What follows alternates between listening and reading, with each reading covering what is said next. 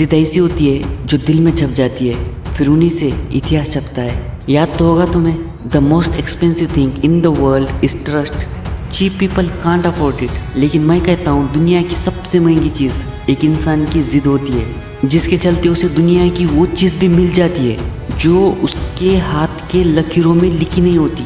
याद तो होगा तुझे तेरा बचपन, जब तेरी एक जिद के आगे सब लोग झुक जाया करते, तू जो मांगता वो तुझे मिल जाता।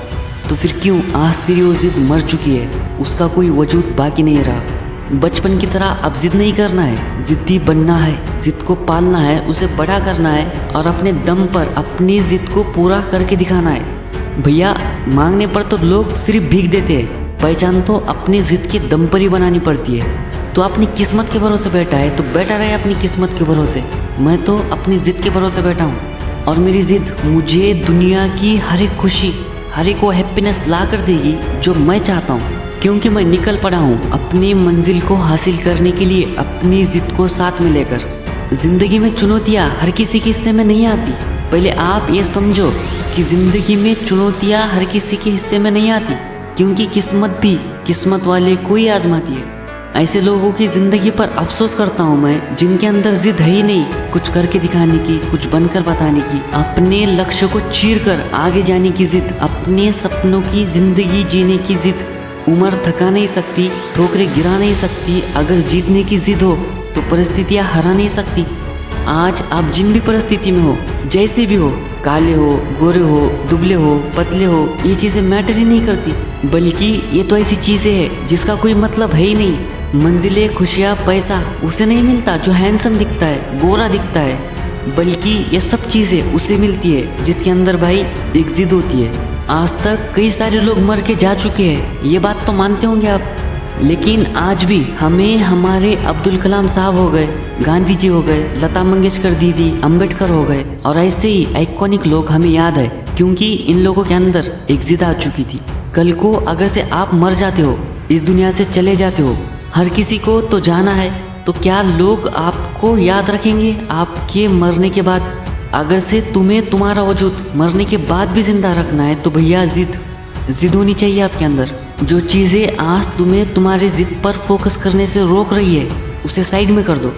जो लोग तुम्हारे जिद का मजाक बना रहे हैं, तुम्हारे ऊपर, तुम्हारे जिद के ऊपर, तुम्हारी सोच के ऊपर, तुम्हारे सपनों के ऊपर हंस रहे हैं, उन्हें इग्नोर करो, क्योंकि हर एक कामयाब आदमी पर लोग हंसे हैं और तुम्हारे ऊपर भी हंस रहे हैं तो आप उनसे अलग हो। जिंदगी में आगे बढ़ने से आपको दुनिया की कोई भी ताकत रोक नहीं सकती जब तक कि आप रुक ना जाओ।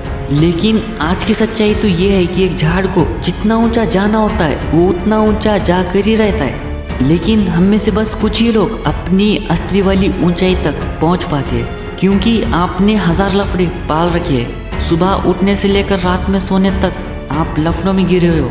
ऐसे लफड़ों का क्या फ़ायदा मेरे भाई, जो आपको आगे बढ़ने नहीं दे रहे, लाइफ में ग्रो होने नहीं दे रहे।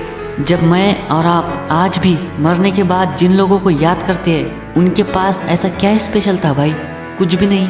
उनके पास भी दो आंखें, दो पैर, एक दिमाग, सेम ही तो था सब कुछ। तो फिर क्यों, जब वो कुछ कर सकते हैं तो आप क्यों नहीं?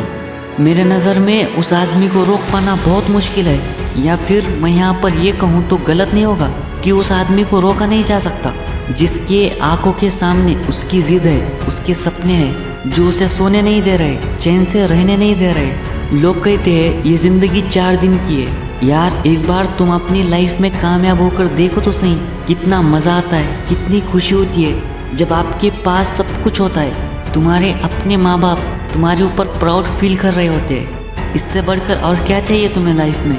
लेकिन ये सब कब मुमकिन होगा? जब आपके अंदर एक जिद होगी, एक जुनून होगा।